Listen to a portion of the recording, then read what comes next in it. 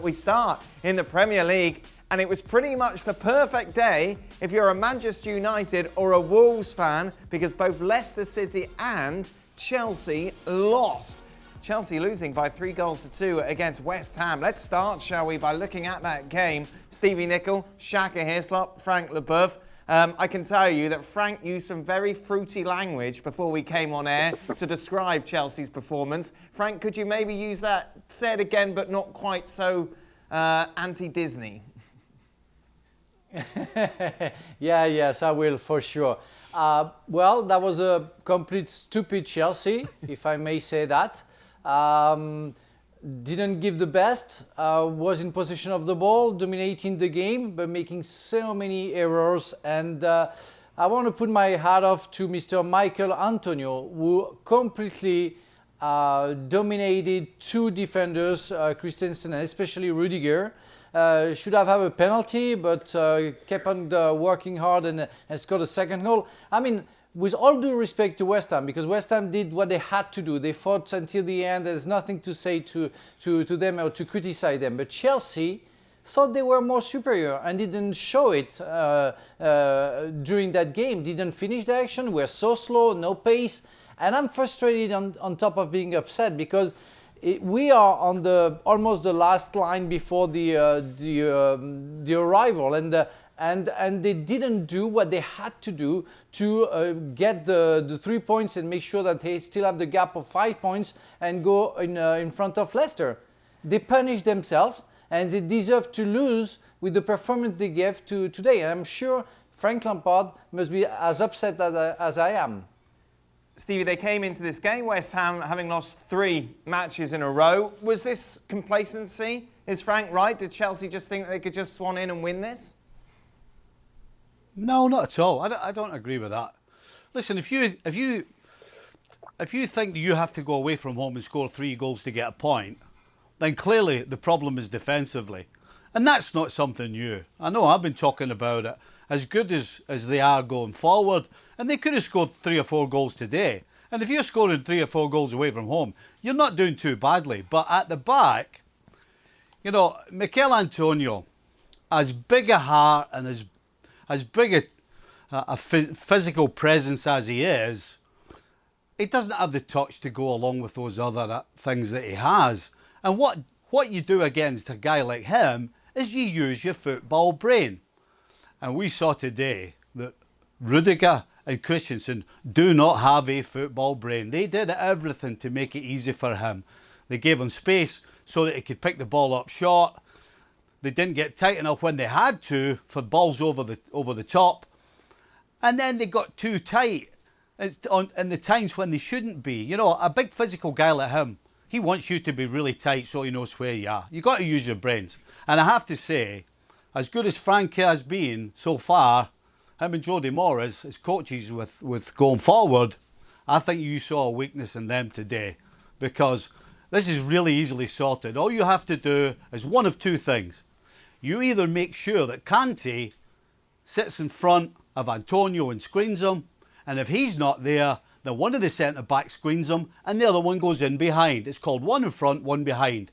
That means the only ball that's beating you is a big long ball away over the back, and you should be able to deal with that. I think that's down to the coaches because they never saw it and they never changed it. Stevie, if it's that obvious to you, why isn't it obvious to them?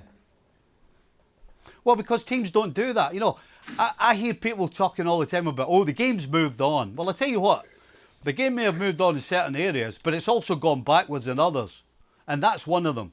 You know, teams don't know how to defend properly anymore. You know, listen, I joined the European champions, and it was the first thing I learned. Defending when you're going forward is just as important. When you have the ball, it's important that you defend properly. And that was the first thing I learned. The 2 centre-backs, either 1 in front, 1 behind, or they pull the full-back, or they pull somebody in front to stop a ball just getting knocked out. And then all of a sudden, teams are getting at you. Shaka, when Pulisic went down and they won the penalty and Chelsea scored, I don't think there were many Hammers fans who thought, you know what, from what we've seen over recent weeks, they're going to rally, they're going to come back, they're going to win this by 3-2. But fair play to your old side. Yeah, I thought they did very well, especially after having the well, what should have been the opening goal disallowed as it was. And then Pulisic, who was easily Chelsea's best player, running at not Igbona, Diop as he did and drove the foul. I thought that the game was over right then. But it was good for Souček to respond as he did just before the break. And then in the second half, this was about West Ham playing to their strengths. And listen, I find today a strange day to be criticizing Mikel Antonio. First of all, West Ham are a totally different proposition defensively with Igbona on the park than not. And you saw that. They looked confident and comfortable defensively. And the only real threat came from the runs coming from deep of Pulisic, who I just mentioned. And then that opened up a mighty old gap for Rudiger and Christensen to defend against Mikel Antonio, who I thought was incredible. Held the ball up well, waited for runners, and was just too much of a handful for Rudiger, as good a player as he is. And West Ham took their chances when they came. And Yarmolenko came in, and again, you see that gap in between their two centre-backs and their midfield as they press, looking for winners, and just left them exposed. West Ham, I thought, got the just rewards and not a day to criticise anybody in claret and blue. Frank, do you agree with Stevie? Was Frank Lampard somewhat exposed today tactically? I agree with Stevie on that. What I agree with Stevie is that he thinks that because you have 3 or 4 chances to score away from home, you did pretty well. I mean, and after he makes a big lies about the fact that Chelsea didn't defend well, where I think away from home, that's the first things that you have to do, defend well. Can you imagine that you are at the 90th minute and you concede a goal in counter-attack when you play away from home?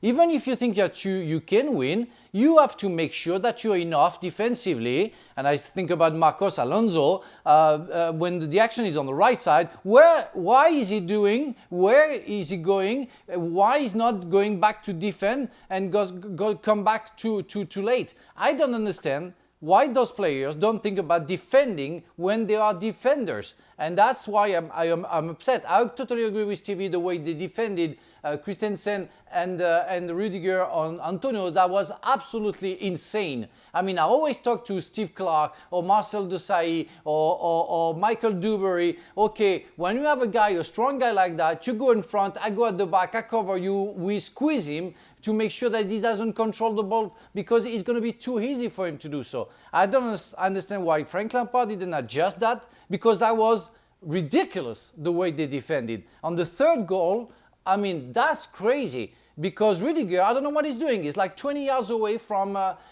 his partner and let Yarmolenko going anywhere and score a goal. So, yeah, I'm upset because I think it's not the way I was taught to defend away from home. 2 other things from this game. The first, a positive once again for Chelsea. It has to be Pulisic. Once again, an argument that he was their best player, Stevie. I don't think it's in question. You know, he got the penalty, he got the free kick for the 2 goals he did get. He actually got himself, he ghosted into a little spot right on the edge of the penalty area in the first half where I thought he actually probably at least should have hit the target. And he was lively. So, yeah, he really was a threat for Chelsea today, no question. He was their main forward, no doubt about that. Meanwhile, Shaq, it doesn't really matter now, given that West Ham went on to win the game, but their opening goal was chalked off after 3.5 minutes VAR took to look at it and decide that, in fact, there was an offside within it. Was it the right decision? Quite a lot of debate on Twitter about this. Well, listen, I'm not sure if I'm going to clear any of this up, especially given how biased I am about it. I think Mikel Antonio plays yes or no from an onside position and then falls into an offside position in doing so, and doesn't play the ball after that. And I'm not sure that he interferes with the defender, but he's there enough to cause. He's there and close enough to cause enough of a distraction, so I could see why it was given. But I'm going to disagree. I don't see how you play the ball in an offside position and then because you fall over in doing so, you then judge to be offside. It doesn't make sense to me. It's not. I think, Shaka, I'm sorry, it's not the problem of being offside or not. I think it's the problem of not leaving a free space to Azpilicueta or Kepa. That's why the ref denied the ball. Because of course he's offside. Why was given, Frank? That's what I'm saying is he goes to play the ball. When he first attempts to play the ball, he's in an onside position and falls over. He has a swing at it and falls over. At that point, he doesn't make another attempt to play the ball. He doesn't make an attempt to block Azpilicueta or Kepa. So you think it's the right decision, The ball Stevie? hits him. No, it doesn't. Yeah, it was the right decision. Listen, I'm not quite sure what they've actually come out and said as the official, but I can tell you, if you watch it again, when Antonio is lying on the ground, the ball comes down and hits him on the side that knocks it towards Kuszczak. Stevie, I have the official. Would you like to hear it? It says that Antonio was in an offside position and directly in the line of vision of Kepa. Wow. Well, I'll tell you what, if they want to use that, they can. But I'm telling you, if you don't agree with that, then he was offside anyway. Because when the ball hit him, when he was on the ground, and it went away from goal to Kuszczak, that made him offside. So you can take your pick, whichever one you want. Last point on this. For me, sorry Dan, I don't agree with that. Because I think he's not in a position of offside because he doesn't touch the ball. The second one, he doesn't touch the ball. He doesn't watch it 10 times, Frankie. Azpilicueta cannot attack Kuszczak, and it's why I think it's disallowed. But it couldn't be in a way that he's offside because when Kuszczak kicks the ball, Antonio doesn't touch the ball anymore, so he's not offside. But he's interfering with play. That was what was judged by the referees. Frank, last point on Chelsea. What do you do with Willian? Do you give him a new contract? Well, the thing is, I was thinking about that, but I think they really have a problem because Pulisic is getting better and better. And when everybody thinks that Werner's going to come, Ziyech's going to come, Giroud signed a new contract. We don't know if Abraham's going to go or not. So what are you going to do with Willian? Willian is a fantastic player, and he shot today with 2 goals and his performance that, of course, is not as good as Pulisic right now because Pulisic is really fantastic right now. But he's important in the squad. He gives a change of rhythm. He gives a pace. He gives technique as well and involvement in the game. So. I would have said like before the pandemic, now it's time for Willian to go. But since the restart, I have to say that it's a question mark because he's doing great and maybe he deserves an offer from Chelsea. But it's up to them. Thanks so much for watching ESPN on YouTube. And for more sports highlights and analysis, be sure to download the ESPN app. And for premium content and live streaming, subscribe to ESPN Plus.